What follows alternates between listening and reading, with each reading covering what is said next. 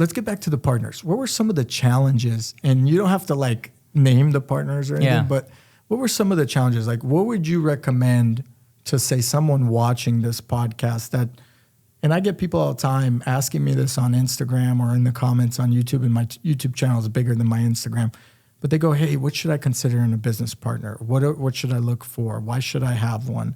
What would you give as advice from your lessons to look for in a business partner and to avoid or anything like that? Yeah, when I'm looking for business partners, the policy that I put in place for myself now is transparency upfront, and definitely I look for someone, or I'll even probe to overshare. Okay. So all the dirty laundry, everything that has been done in the past, or whatever your current situations are now, that all has to be laid out. So if you are starting a business and you're watching this and someone's not open with sharing, hey, here's how much money I have. Yeah. That's an immediate red flag for me now. Okay. So you have to be transparent in everything, whether it be relationships, whether it be money, ethical situations. If this happened in the business, how would you want to handle it? And answer all of those awkward, weird questions first before signing on the dotted line or handing your money over to go ahead and do the business. So Joshua's saying not just financially, you need to know if they're capable of helping you out in a hard time, but also relationship-wise, are they stable? Are they on drugs? Are they what is their past or their criminal history? Whatever it is, you really have to get to know that person. Yeah. It's almost like you have to meet their mom and dad to judge who they are as a person or their family or what the outcomes are going to be, kind of like dating is what 100%. I would always say. That question follows up with a question, and this interview, I must say, guys, is so engaging to me that I haven't even followed my questions. But that question follows up with a question: would you have a business partner again? Yes. Okay. And I've had multiple business partners now after that. Since then, we, a few years later, I got into real estate investing, and so we've bought in real estate deals, which are their own businesses, whether it be long-term rentals or short-term rentals or an apartment complex with other people. Mm-hmm. And the way that we structure those businesses are also now very different too. Okay. Especially when you're thinking about real estate syndication, very, very different, and a lot more money involved too than a clothing brand. So I think whatever experiences you have, whether they're good or bad, you have to take that lesson learned and then just move it forward. But it's not going to prevent me from not doing another business deal with somebody else again. Got it. So you're basically saying, hey, the past is the past. I've learned a lesson. This is a new person. Now I know how to value that person or value their assets to my new partnership. I shouldn't, just because I had a bad past, say, girlfriend, I'm not judging that based on my future relationship. Totally. Doors are open. Totally. And you also can't control the other person that you meet. Yeah. So all you can control is how you react to it. So you're willing to risk the potential of the problems that business partners can bring for the potential of the opportunity of what you guys could build together is what it is. So you're looking for that. You're outweighing the potential of making money versus the potential of dealing with heartache of having a business partner. Which 100%. Okay. I mean, that is... Yep, that's most effective. Yeah. You mentioned real estate. Before we get into real estate, you're also into marketing. You mentioned the podcast you have. You sound like a person kind of like me. My mother used to say, I have needles in my butt. I couldn't sit still. Mm-hmm. I don't know if that's the right way to say it, but she said it in Russian. That's a lot. That's a lot to manage and do and perfect. So we're going to go into a little bit further into that a little bit later. But let's talk about real estate.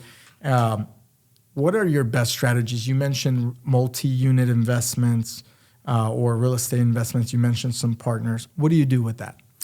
Yeah, so I guess to go into your shiny object question, answers then the real estate question, all of that happened through COVID. So we all picked up hobbies in COVID, and mine was real estate investing. And we had a nest egg when we moved back from Hawaii. Mm-hmm. And at that time, we just had our first kid. We decided to close down the clothing brand just because the margins weren't there. We had a lot of fun. Yeah. But you have one kid? I had one. Now I have two. You have two. Very good. But at that time, I had one. Congratulations. Thank you. And so we moved back to the Bay Area to be closer to family. Yeah. We needed help. And so COVID happened. And when we moved back, actually, my dad said, hey, you can live here if you want. Oh, that's nice of him. But you have to at least put at least $3,000 every single month into a checking account or into a savings account, and that's your down payment. Wow. You know what? First of all, that's incredible that your dad has offered that. That just shows how smart of a man he is. And instead of saying, give me money. Yeah. Which a lot of parents do out here in the Bay Area. I mean, I that's one thing I admire about Asian culture is that you guys take care of each other. You're very hardworking, very like progressive. You guys continue to build. You continue to come into great neighborhoods. You worked your way into those neighborhoods. Nothing's been handed. Love that culture. But that just shows you the mentality of a family. A good family in an Asian community is move in, save your money, buy, and expand. And that's incredible. So you did that. So that was the nest egg. Yeah. It was a couple years. COVID did happen too, Yeah. which means that we're not going to move anywhere anyways because no one, aside from... You probably weren't allowed to leave Hawaii. Well, no, I was back here in San Jose, remember? Thank God. And I remember then looking at the account, a couple years later, we put some extra money into it. We had $100,000. Congrats. That's and good. I said, man, that's the most money I ever had in my life. Yep. That's really fun. And then as I started to look at home prices, I thought, well, the mortgage payment's still $8,000 a month. What was the interest rate at that time? I mean, it's probably like in like the 4s or 5s or something like that. No, it seems sweet compared to what it is. Well, I have a whole other thing on should you rent or should you buy now. But at the time, I thought, okay, we could put a down payment on a house, but then I could rent a house for $3,000. Yeah. Or we could buy something, and yes, we would have equity, but then we would be strapped to $7,000 to $8,000 a month.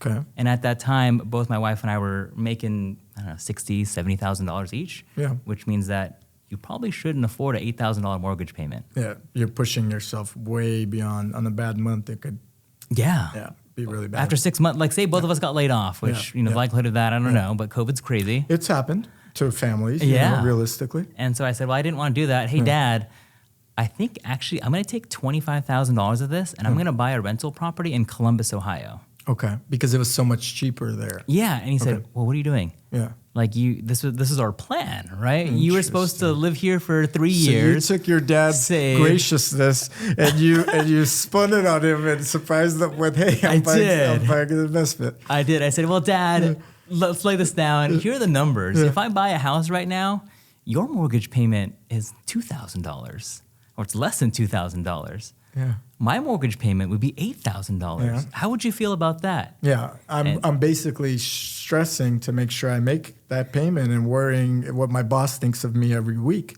or at the end of the month. Yeah, and he went, oh yeah, that's how much mortgage payments are right now? Yeah, they didn't know, huh? And I mean, but who's really, if you're not shopping for a house, you're not running that. You just know that, man. You know what you know. Yeah, my house appreciated a lot. Yeah. That's awesome equity. And that's it. And then you go about your day. And so for me, I said, well, okay, I want to figure out a way to build wealth. Could I get some extra cash flow at the time? Yeah. And so we bought our first rental property for $120,000. I found it on Zillow in Columbus, Ohio. Okay. The mortgage payments now at this time. How many units was that? It was just a single family home, rent ready, in just a working class neighborhood. Which is the best. Yeah. And so we bought our first one. Our mortgage payment $600 a month. It rents for $1,300. Wow, smart, and it's appreciated since. It has, yeah. I mean, it's not Bay Area, but for $25,000 in, but they're paying it off, and then you got something to give to your two beautiful children. So, and then I said, wait a minute, we're net cash flow $400-something a month after saving for vacancy and maintenances. Yeah. And I want to add to that, Josh, and you know this well. I just want to point it out to the audience.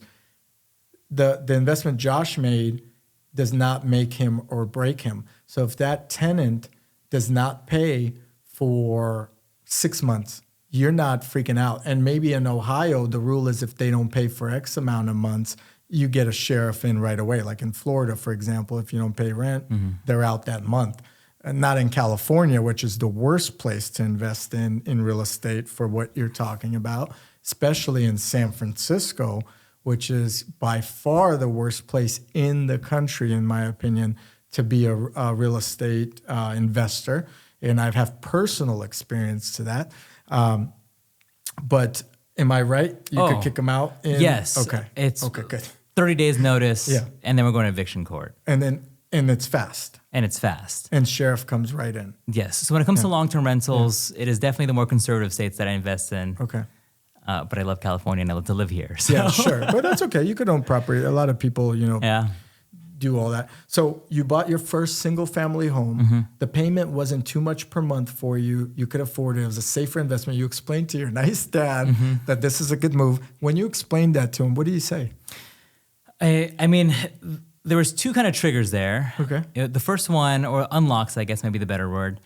When he saw how much an actual mortgage payment is today, he said, "Oh, I don't know if that does make a lot of sense." Yes, here. Yeah. And we all knew that we didn't want to move away from family. Yeah. And he's not moving. No, he's never moving. At this point, he bought his house in the 90s. He's never moving. Yeah. I've seen some people buy their houses in like the 70s, and it's crazy. I mean, property tax, anyways, all of that. By the way, property tax. So, we talked about the mortgage payment. That might include the property tax payment. But oftentimes people don't realize that as well. In the Bay Area, you buy a home, your mortgage payment is $6-7 grand, but your property tax is like 30 or 20 grand at the end of the year. Two payments, of course, and you're freaking out because that you haven't planned for it. The Bay Area is a different animal, and you're not getting the Taj Mahal or what you see Michael Jordan have in Atlanta, Georgia, out here for that price. You know what I mean? Or Atlanta, Georgia, Chicago, Illinois. Excuse me. You're getting a shack that needs remodeling, and there's probably mold in the walls, and it's sad. So that's 100% true. The first house that I bought was actually nicer than the